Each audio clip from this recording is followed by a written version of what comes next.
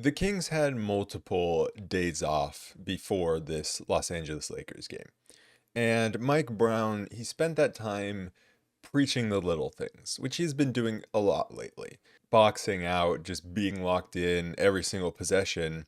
The main focus being, boxing out, but just the effort plays. And so then the Kings come out and put in one of their worst performances of the entire season when it comes to the effort plays, when it comes to the little things. And that's just insane to me.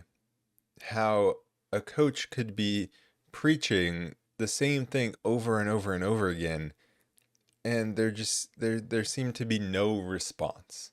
It's just like I don't understand it, because if the Kings came out in this one and just, couldn't hit jumpers, or the Lakers were on fire and you lose, it's like whatever. But it just felt like there was no heart. Like I don't know how else to explain it. Like Mike Brown, obviously after the Nuggets game, was talking about getting off to better starts, being locked in from the start. And what do the Kings do? Have a horrible start. And again, it's allowing offensive rebounds. The Kings, it was 15-4 in offensive rebounds this game for the Lakers. The Kings also had 16 turnovers to the Lakers, 11 turnovers. They also didn't capitalize on any of the Lakers' turnovers. They were constantly last to, the 50-50 balls, weren't winning those. And there have been so many moments this season where the Kings, they lose close games like they did against the Nuggets, where you see so many positive signs, so many things where you say if the Kings could, take that into the next game and then figure out how to close it late in the game, then we're feeling good. But the problem is when you lose a close game like you did against Denver, where you have such a good opportunity to win, or if it's like the first two games of the season against Minnesota and against this Lakers team, where again you feel like it just got away from you in a slight, tiny portion of the game. You just have to clean it up. Everything else was good. But then the problem is, after those types of games, if you lose those games, obviously there can be two ways to respond. You can either come out and want to get a win, get revenge, not on a specific team, but kind of avenge your own loss, because you felt like there was a game you shouldn't have lost and you lost it late. So you come out and you give effort and you win the next game. So then it doesn't even matter that you lost that last game. But instead, too many times the Kings have had a very close game that has everyone being like, oh, that was, a pretty positive performance if they can just figure out how to close it. But then they come out in the next game and it's this, and it's a loss, and it's a bad effort. And so if they were closing those other games, if they weren't horrible in clutch games, then a loss like this you can take. But because they aren't, you can't afford a loss like this. The Lakers didn't look good. The Kings just looked worse. I mean, this was the battle of two teams that don't look like very good teams in the Western Conference, in all honesty. Neither of these teams looked good. But what the Lakers had was just more heart, more will to win this game. JJ Redick even said it after the game, that he thought this was one of their best efforts. And Mike Brown, after the game, said that in every huddle, every timeout, he was preaching the same thing over and over again. And it was the little things. And the team kept coming out and just not responding. And so it just like, it doesn't make sense to me how you could be making like the same mistake, especially focusing on boxing out, putting a body on someone, how it could just be getting hammered into your brain by the coaches all, the 2 days before the game, right before the game, and then you come out and you don't put a body on someone. You allow an offensive rebound. Well, then guess what? There's a timeout. Okay, I guess you forgot, you're focused on something else. You forgot to box out. Okay, call a timeout, hammer it into your head again, and then you come out and you still don't put a body on someone. It's just baffling.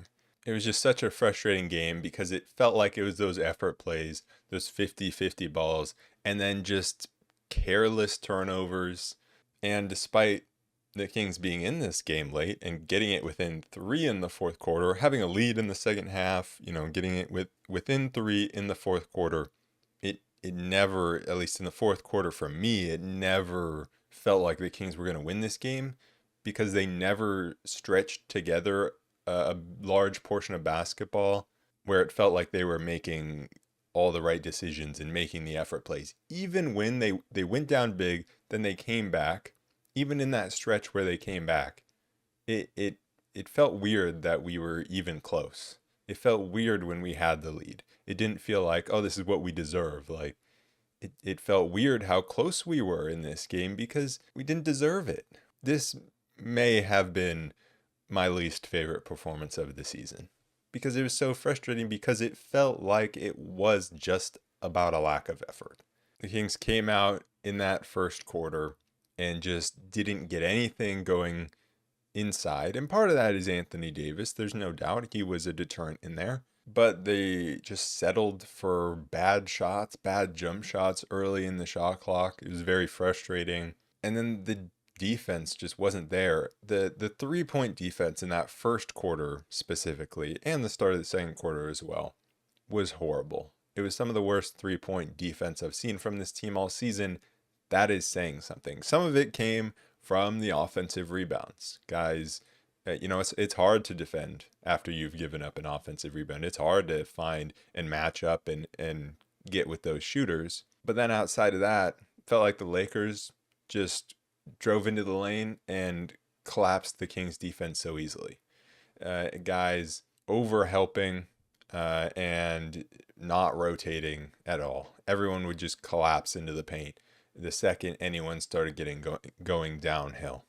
There were just so many wide open corner 3-point attempts where it wasn't like, oh, the rotation's just late. Someone messed up for half a second and the rotation was late. Like there was just no rotation ever coming. That's how bad the defense was. And that's how many guys were getting sucked into the paint on these drives. And very early on in the first quarter, I mean, the offense wasn't getting anything. Fox was very uninvolved. DeMar couldn't really get anything going. Then eventually Fox kind of got the ball in his hands and good things started to happen once he did.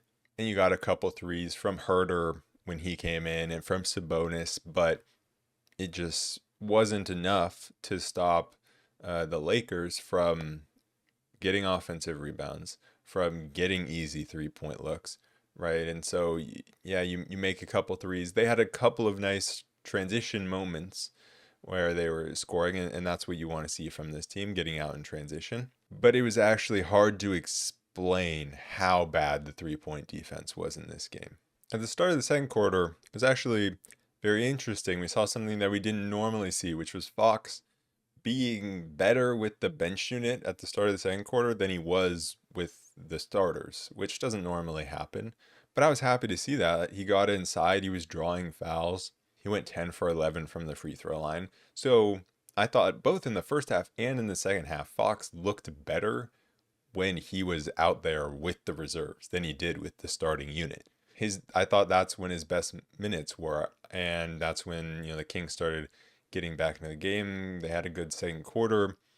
Kevin Herter was playing pretty well. He came up with a 50-50 ball. I thought his offensive rebounding was very noticeable. He didn't get a single offensive rebound, but he was there every time, getting in there, trying to make something happen, trying to get his hand on the ball. And really the big problem with the Kings trying to come back there was missed free throws. They started this game 8 for 14 from the line, ended 15 for 22. When Sabonis came back in, they were trying to find him a lot with mismatches. And the post-entry passes were really bad. They were getting picked off, or even when they got into the post, it wasn't that effective. Like there was one time Sabonis tried to post Anthony Davis, which is like, why? The Kings, multiple times through this game, they got switches on Anthony Davis and then tried to attack him. What are you doing? That's Anthony Davis. It was very confusing trying to go straight at Anthony Davis. But yeah, those post plays were just not good. But the Kings did make an adjustment where when Sabonis would get a mismatch inside, instead of just throwing to him in the post, they would get someone to go to the middle of the key. They would throw the ball into them. They would throw it over the top to Sabonis. That was a lot more effective. And that's what the Kings should do more of, because I say it every time, Sabonis is not that effective in the post. There are times where he can make things happen, but it's not consistent enough and he turns the ball over too much under pressure in post up situations. A couple of the things that really led the charge for a good middle of the second quarter for the Kings was Malik Monk hitting 2 threes and just really heating up. And also Keegan's defense on LeBron was very, very good. And Monk was just doing a very good job of operating the offense. The Kings were getting it into Sabonis and he was scoring. And so they're coming back and they could have kind of taken momentum and gotten a big lead. But the things that really stopped it was just rebounding again, and then also not converting transition opportunities. Keegan specifically came up with a lot of balls where he was in transition, had numbers, and he has absolutely no bag. I'm sorry. I'm starting to think that Mike Brown telling him that he should go, that he's okay with him picking up like 2 offensive fouls per game or whatever it was. Maybe not the best idea because now Keegan's just charging straight in, like no finesse at all. So yeah, it's not good. Keegan is just not able to score inside at all right now. It feels like he has regressed offensively quite a bit from inside the arc, which is more worrying to me than what he's doing outside the arc. Because he went 2 for 4 from three in this game, but as on the season, he's not shooting well from three. But I am definitely more concerned with how he's looked inside the arc, just like forcing things up through people, just trying to go straight through people pretty much. So the Kings weren't able to capitalize on fast break opportunities. They couldn't get to 50-50 balls, and both Fox and DeMar couldn't hit a jump shot. It was pretty insane that they were only down 4 with not converting in transition or rebounding, missing free throws, and your 2 offensive scorers not being able to hit a shot. So being down 4, it felt pretty good. It didn't feel like we deserved to be there, but it felt good because it's like if we turn this around in the second half, then we're going to be, in for a very good game and we're probably going to win this. And they started the second half well. Monk and Fox both hit threes. Keegan hit a floater, which I was happy with because of how much he struggled in the second quarter scoring inside. But then the foul trouble just started happening. Foul after foul after foul. Fox picking up 4 fouls and then just with the dumbest reach in transition. And so he had 5 fouls super early in the third quarter. And it was just him fouling in dumb ways. He so many times gets beat off the dribble and then he tries to recover by having some crazy strip or recovery, whatever. And that can work, but once you start picking up a few fouls, like he needs to just back off, right? He can't be taking these risks. He's way too important. So it's just a very dumb foul. And that definitely came back to hurt us later in the third when Monk was trying to operate the offense. Because at first when Fox went out, Monk was great. He was in the 2-man game with Sabonis. Lakers couldn't stop it. Sabonis scored, I think, 3 straight baskets inside. And so at first it was like, okay, we're doing okay without Fox here. But then again, no box out. Rebounding was a problem. And then they tried to get DeMar going and he didn't get going. He had a really rough one. And then at the end of that quarter, it was just a Malik Monk disaster class. You had the moment where Keon was in transition. He gets blocked by LeBron. It's like, okay, that's going to happen. LeBron comes back the other way, lays it up. That was just a LeBron moment. You're going to have at least one of those every game, right? And then Malik did the dumbest thing you could do in that situation is he tried to get it all back himself. And this is when Mike Brown talks about hitting singles. Don't go for the home run. You hit singles. Malik Monk went for the home run, tried to go like 1-on-3 the other way, tried to stop the Lakers' momentum. And what did it end up doing? He got called for a charge. That just increases the momentum. Then he got a steal, which is great. And then he tries the behind the back pass in transition, which if you're going to go for that, you got to hit it. And he did not. And then on the last Kings possession, he makes a bad pass to Herter, which would have been an open 3 instead. Then Herter drives and doesn't hit Keon open for 3, which happened a million times this game. Keon's just sitting out there. He's ready. He's ready to shoot open 3s. No one can find him. And instead, Herter like tries to throw it up to Sabonis. It goes off the backboard, whatever. Lakers go down and score. And yet somehow, just like the first half, at the end of the third quarter, it's like, oh, Kings only down 6. I don't know how. Lakers just aren't a very good team, I guess. So to start the fourth, Mike Brown does the thing that I said I hate, which is he went with Len early in the first half, and then now he's like, throw in a new guy at the start of the fourth quarter. Throws in Isaac Jones, which when it's Isaac Jones, I can't be too mad because it's like Isaac Jones is playing. But I hate when he just puts someone fresh in at the start of the fourth quarter. Just stick with someone. I want it to be Isaac Jones, but if you're playing Alex Len early, just stick with him. But obviously, it worked because it's Isaac Jones, and he's been really good. So he had 4 or 5 really good minutes where he stripped LeBron. He got 2 blocks. He was just a menace defensively inside. He caught a lob. He was rebounding the ball. Really good minutes from Isaac Jones. But then you have Gabe Vincent and D'Angelo Russell hitting threes. And this is something that Mike Brown kind of talked about. Not exactly this, but something he said was when talking about the Kings' lack of performance and bad record late in games, in close games, he pointed to how the Kings started games and how they played throughout a game, right? When you look at their record in close games, most of the time you point to how you play at the end of those games, but Mike Brown pointed to them not doing the little things early in games.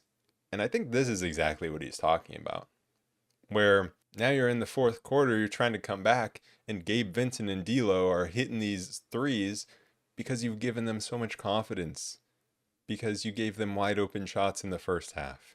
Gabe Vincent is a guy that hasn't been good in 2 years, but you gave him 2 wide open threes, corner threes, in the first quarter because you got sucked in too far. DeMar got sucked in too far on one when he shouldn't have, and Fox helped off the strong side in the first half. That's how Vincent got 2 open corner threes. So then what does he do? He hits a more contested one in the fourth quarter because you gave him those early looks. Fox kind of tried to carry the offense. He was getting to the paint. I liked his aggressiveness to try to get to the free throw line. His mid-ranger was off, but he was getting to the free throw line. But the killer were really his turnovers. He also had a play where like Keon was just standing wide open at the 3-point line and he takes a tough midi. So maybe trying to do it a little bit too much by himself. But it was like him going behind the back at half court for like no reason and turning it over, and just multiple other turnovers like that for him and the rest of the team. Obviously Malik Monk did it. Him and Malik combined for 9 turnovers. Kevin Huerter also made some awful passes. He had 4 turnovers. And so every time, like, the Kings were close, but every time they tried to make a run, they would just do something so stupid to mess it up. And it just didn't really seem like they were locked in enough. Then you had Sabonis getting a technical for yelling at his teammates, which is wild, yelling at your teammates, and the refs say, no, you can't do that. And, I might have been mad at that had this been a close game, but then the Kings just kind of gave up towards the end. Felt like there was no fight, not rebounding, sending a double at LeBron just to let him kick it straight out to a wide open Austin Reeves. No plan for that. And then we had that jump ball, Sabonis against D'Lo. So you expect to win it, right? But I called it before it happened. I said, I'm going to be so pissed if Sabonis wins this and the Kings don't get the ball. And what happens? He wins it. Kings don't get the ball. LeBron gets it. Because that's happened, I believe now 3 times in a row that Sabonis has won a jump ball. Or at least someone on the Kings has won a jump ball. And it's gone to the other team because guys were not ready to get it. This one, not as egregious as some of the previous ones, I will say. But it's the fact that it happened the 2 previous times that then makes me very mad about this one. So just such a frustrating game where it just seems like something about this team is broken. It seems like there's no fight right now in this team. And that hurts way more than a loss like against the Nuggets where, you blow a late lead, but I wouldn't say it was due to a lack of fight or anything, but this game hurt so much because it was that. Because you look at all the statistics, and this is a a top half offensive team, a top half defensive team. Maybe not anymore, I haven't checked, but they're near that at least. But they're obviously 2 games below 500 now, and something just feels so off. And there's still time to turn this season around. But to be honest, I don't really believe in this starting lineup that we have. And the reason for that is because it just doesn't seem like we have like the guys in the starting lineup who are really going to do the dirty work. Obviously, Sabonis comes out and he goes 100 million% every single second that he's on the court. But it's like, who are the guys that are going to go win those 50-50 balls and go rebound the basketball? It's like you put Malik Monk into the starting lineup, and he has the same problems that DeRozan has when it comes to like rebounding and defense. And then you have Keegan, who can be a solid rebounder, but he's also just kind of like a slow player. He's not a guy that's going to win those 50-50 balls either. And then you have Fox, where it's like sometimes he's great at that and sometimes he's not. And so with this lineup, you just need to outscore guys, which I've said before. And so you're not going to win when Fox can't hit a shot from the mid-range, when DeRozan can't hit shots. Like, you need those guys to hit shots to win games. And that didn't happen. But it's kind of tough to win consistently when you're relying on that. You have to have those guys be really good, and you also can't waste games when they are good, like the Kings have all season. So that's the problem, because the conversation would be so different if the Kings had been better in close games, because that's kind of the whole thing that this team was built around. It's like you win close games because you have Fox and DeRozan. So if you're not doing that, well, then you're going to have some games like this because of this starting lineup. And so now you're in a really tough spot. This team was supposed to win a bunch of games because their offense was going to be good and because they were going to win a disproportionate amount of close games. It's gone the opposite direction. So if you're not going to win close games, then you need to be able to win games where you win it through effort and win it through the dirty work. And this team is not doing that, because, I mean, they shot well from three, shot almost 38% from three. That's what we asked for. But this team obviously does not live and die by the three. So that, doesn't really matter. I actually, I said during the off season, I said I wouldn't be surprised if not this season, but at some point Malik Monk gets traded, because this is kind of what I saw. Like this, it just doesn't fit. I liked bringing DeMar in, but if you bring DeMar in, then this lineup of five, does it really work? And I didn't expect Monk to start, but I was looking at it from a closing lineup perspective. But now it's even more exacerbated because you're playing even more minutes with this unit of five. And so we can talk all we want about bench issues, which this team does have, but this team needs to make a trade for a wing that's gonna go out, that's gonna do the dirty work. Because I don't see how Malik and DeRozan can both coexist within this lineup, because you ain't taking out Fox and you ain't taking out Sabonis. So that's kind of my biggest problem with it. And that's not to say that that lineup can't still be a positive, a net positive, but I think it can be a lot better if you are adding in a more defensive wing to it.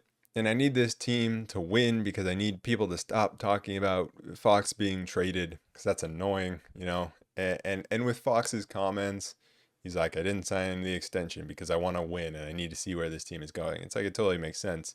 And for me, my thoughts on the whole, like, Fox situation is, well, if we're winning, then we should want to keep Fox and he'll want to stay. If we're losing, he won't want to stay, but also we shouldn't even really want to keep him, because if it's not working, then you should blow it up anyways. So that's why I'm not like, oh no, the Fox situation, because it's like, at the end of the day, I feel like the team the team's wants will always align with Fox's, whether that's good or bad. If this team is good, he'll stay. If this team isn't, he'll go, and they'll probably rebuild at some point. Not this season, though, which is why let's stop talking about it for now, because it's not happening this season. There's still a lot of season left. There's still a trade deadline where you should make a move and try to correct this, because like this team is broken right now, but that doesn't mean it can't be fixed, because there is, a very obvious solution when it comes to archetype of player. Maybe not exactly the player that you need to go get, but there's a very obvious solution when it comes to archetype of player that you need. And people will, want to trade one of the bigger players, whether that, people like trade Keegan, trade DeMar, trade whoever. You don't even necessarily need to trade one of the top 5, right? You can trade for someone else, and then you have the ability to have multiple different looks. It's okay to have Malik Monk possibly sit on the bench in closing time, or a DeMar DeRozan, when he doesn't have it going, sitting on the bench in closing time. So it's not like, when I say I don't think Monk and DeRozan can really coexist in a lineup for long periods together, that doesn't necessarily mean you have to trade one of them. It means you have to go out and get someone else who you can slot in, possibly through other avenues. But let's look at the individual performances in this game. You can start with a positive in Sabonis. I mean, he's playing Anthony Davis, so of course he's going to be good, other than his free throw shooting. 1 for 4. Not good. But 18 points, 12 rebounds, 9 assists, 2 blocks, only 2 turnovers. He was banging down low with AD. Again, him and Keon Ellis, like, those are the 2 guys that I feel like this team can rely on, where when they're on the court, they are going to do the little things. They're going to give it 100% at all times. Very efficient, 8 for 12, 1 for 1 from 3. A good game from Sabonis. DeRozan, on the other hand, had an awful game. Just could never get his jumper going.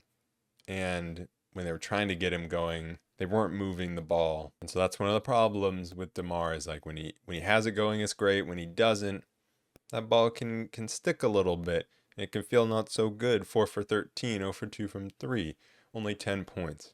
And one of the things Mike Brown said after the game that he was preaching was like, we need to move the ball on offense. And they didn't do that for stretches of this game.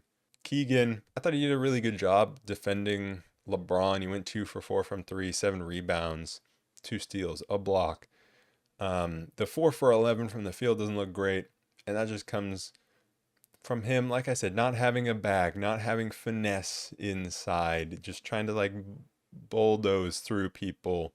And so it's like, I like when he goes hard to the rim when he's trying to like dunk on someone, but when he's taking so many dribbles, it usually doesn't end well. He's not, a playmaker out of those situations. It feels like instead of using his body to create space and then go away from it, he's just going straight into guys' bodies and not getting good shots off. So he's got to just learn how to use his size to get a good shot and not just try to like draw fouls. Fox, I mean, he had an up and down game, I would say, because he had 26 points and there were times where he was getting to the free throw line and he hit the outside shot, couldn't hit the mid-ranger, but he was attacking inside. And then there were just the other times where he would just lose the ball and have really bad turnovers and just look out of sync with the offense, especially when it was with that starting unit. And like I said, I thought he did better when he was with that reserve unit. Then you had Malik Monk, 7 for 15 from the field, 3 for 10 from 3.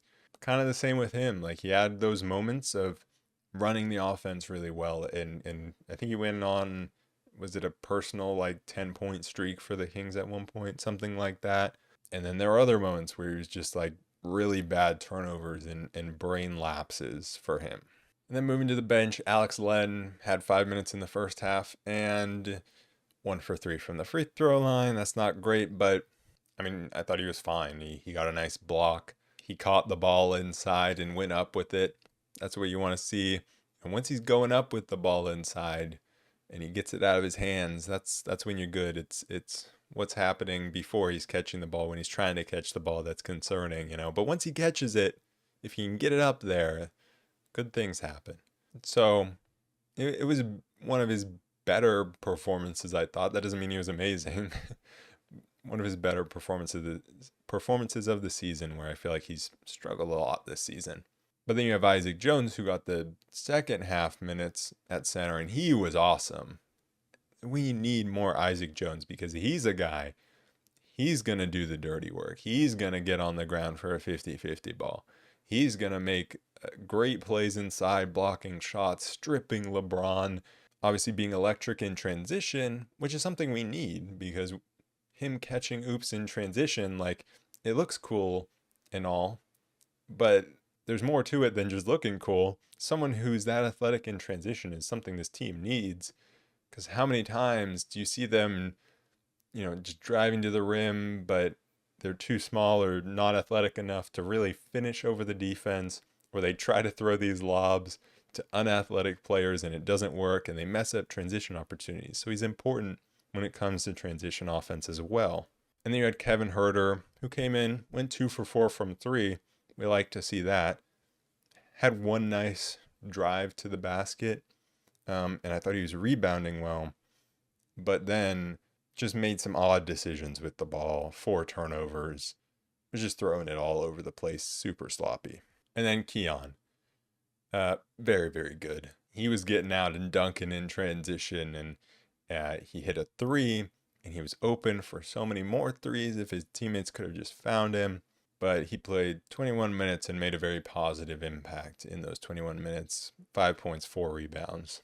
That was obviously not a fun game, not a fun loss. It feels like there have been so many opportunities for this team to really create a win streak and get something going, like against the Spurs, the Grizzlies, obviously Denver, this game, so many winnable games that they haven't been winning, and that's what's really frustrating. But you lose to the Lakers. Well, you got one day off and then you go again against the Lakers. So you got a chance to right the wrongs. And I mean, I've said it a million times, but you got a chance to get something going and turn this season around and get on a win streak, because the Kings are not far back in the West at all. They're one, semi-big, medium-sized win streak away from being in the top 6. They're right there.